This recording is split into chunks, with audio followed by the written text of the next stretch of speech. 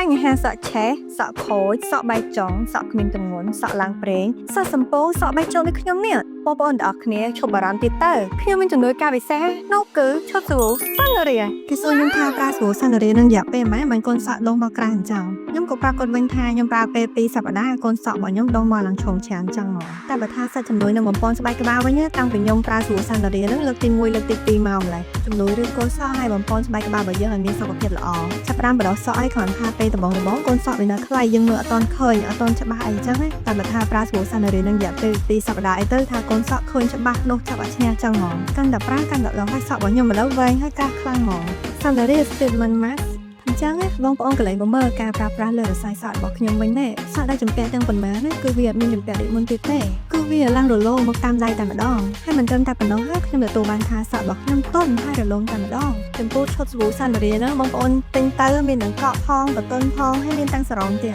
បើនិយាយពីការយកទៅប្រើនៅលើសរស័យសក់វិញគឺការពីសក់ឆេះសក់ខូចបានល្អខ្លាំងហ្មងអត់ជឿទេបងប្អូនសាកល្បងកំងមកឈុតយកទៅប្រើសិនតើធានាថាបានប្រើហើយដឹងតាជាប់ចិត្តដកចិត្តដូចខ្ញុំអញ្ចឹង